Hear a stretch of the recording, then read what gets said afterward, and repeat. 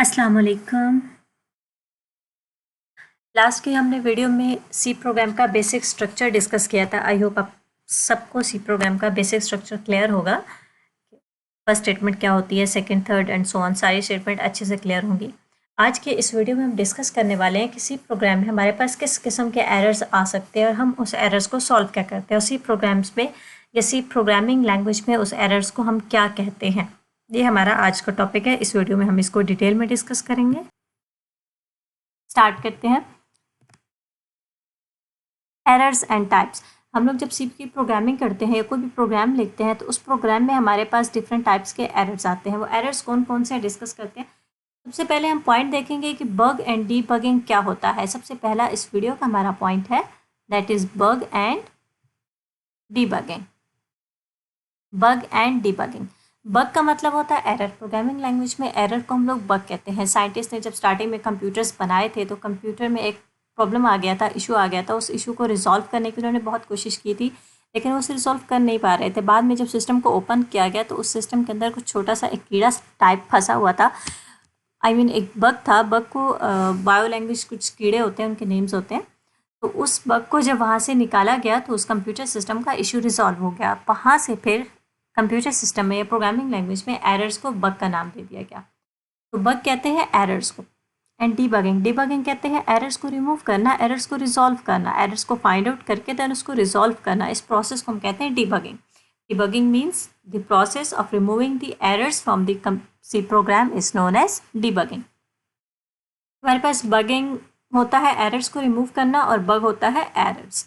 हमारे पास C program में 3 different types के एरर होते हैं। Number 1 is logical error, number 2 is syntax error and number 3 is run time error. ये 3 different types के एरर्स हमारे पास सी प्रोग्रामिंग में अपीयर होते हैं। मैं तीनों एरर वन बाय वन आपको प्रैक्टिकली करके दिखाती हूँ कि एरर्स कैसे अकर होते हैं और हम इसको रिजॉल्व कैसे करते हैं। हमने अपना सॉफ्टवेयर ओपन कर लिया। Dev C plus plus class, ये वो प्रोग्राम है जो लास्ट वीडियो में मैंने आप लोगों को करके दिखाया था। इसमें से मैं ये रिमूव कर देती हूँ। हम लोगों ने लास्ट वीडियो में ये एक सिंपल सा प्रोग्राम किया था, this one. First line pre processor directive जो इंक्लूड करता है standard input output library files को प्रोग्राम के अंदर। उसके बाद स्टार्ट होता है मेन फंक्शन। मेन फंक्शन की बॉडी, और बॉडी के अंदर लिखते हैं हम सारी स्टेटमेंट्स, और हर स्टेटमेंट इनक्लोज होती है सेमी कॉलन पे। ये एक प्रोग्राम का बेसिक स्ट्रक्चर है। एक प्रोग्राम को लिखने का एक मेन साइंटिक्स है, तरीका है। ठीक है। सबसे पहला एरर जो है हमारा, दैट इज साइंटिक्स एरर। साइंटिक्स एरर का मतलब होता है कि हमारा किसी भी फंक्शन को या किसी भी प्रोग्राम को लिखने का जो बेसिक तरीका है, जो बेसिक स्टैंडर्ड है, जो ऑलरेडी डिफाइंड है हमारी लाइब्रेरीज के अंदर, उसमें अगर हम कोई चेंजेस करेंगे तो चेंज करने से जो एरर अकर होगा उस एरर को हम लोग बोलेंगे साइंटिक्स एरर। फॉर एग्जाम्पल, अब ये प्रिंट एफ एक फंक्शन है। प्रिंट करना, F stands for function. Print F एक आउटपुट का फंक्शन है, एक डिस्प्ले फंक्शन है। इस फंक्शन के अंदर हम जो भी स्टेटमेंट लिखते हैं वो एज इट इज़ प्रिंट होकर हमारे सामने स्क्रीन पे आ जाती है, डिस्प्ले हो जाती है। तो प्रिंट एफ फंक्शन में अगर कोई चेंजेस करती हूँ, लेट्स सपोज मैं प्रिंट के साथ से यहाँ से अगर मैं एफ रिमूव कर देती हूँ और इसको मैं सेव करके कंपाइल करूँगी तो मेरे सामने साइंटिक्स एरर अपीयर होगा। F9 से प्रेस करती हूँ और कंपाइल करती हूँ तो देखिए ये लाइन पूरी अंडरलाइन, ये जो पूरी लाइन है ये हाईलाइट हो गई है और मेरे सामने एरर शो हो रहा है। मैं आपको हाईलाइट करके दिखा देती हूँ। ये देखिए, print was not declare in this scope. इसका मतलब है प्रिंट नाम का कोई फंक्शन नहीं है, बल्कि जो फंक्शन है उसका नेम है प्रिंट एफ। इसलिए हम लोग इसके स्पेलिंग चेंज करेंगे और यहाँ पर आएगा प्रिंट एफ। अगर मैं यहाँ पर लिखती हूँ, दोबारा से चेंज करती हूँ और मैं यहाँ पर लिखूँगी एफ और इसको मैं दोबारा से सेव करके कंपाइल करूँगी तो मेरा एरर ऑटोमेटिकली रिमूव हो जाएगा।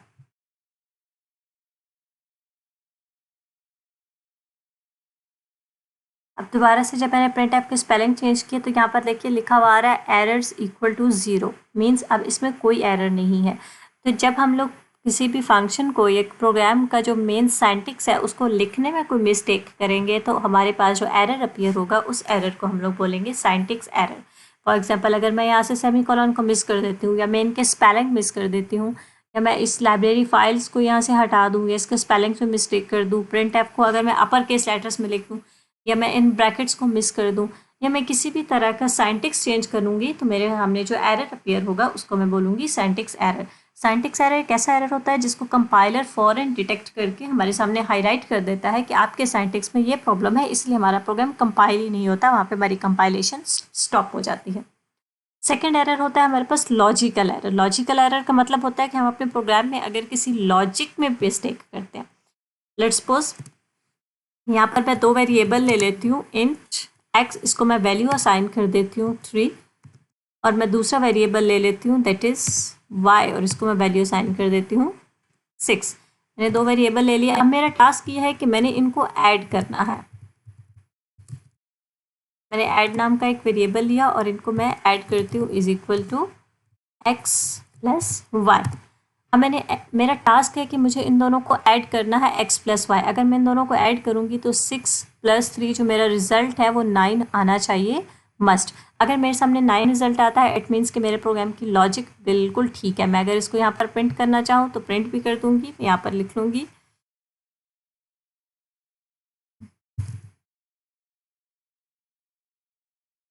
मैंने इसको देखिए यहाँ पे प्रिंट करके ये ऐड वेरिएबल को यहाँ पर मैंने प्रिंट भी कर दिया। लास्ट में यूज़ करूँगी सेमीकोलन, मैं इसको सेव कर लेती हूँ। अब अगर मैं इसको कंपाइल करूँगी तो मेरे सामने रिजल्ट आएगा 9।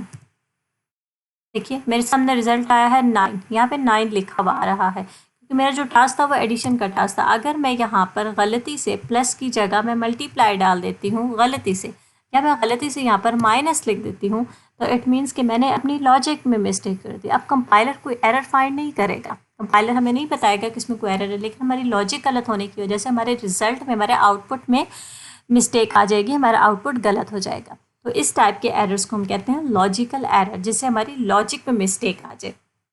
लॉजिकल एरर्स को कंपाइलर कभी भी फाइंड आउट नहीं करता क्योंकि उससे प्रोग्राम के सिंटैक्स पे कोई इफेक्ट नहीं पड़ता, इसीलिए उसको कंपाइलर फाइंड आउट नहीं करता। हमारा लॉजिकल एरर। इसके बाद थर्ड टाइप है run time error. Run time error का मतलब होता है जब हम प्रोग्राम को रन करते हैं, एग्जीक्यूट करते हैं, और उस टाइम पे हमने कुछ वैल्यूज़ एंटर करनी होती हैं।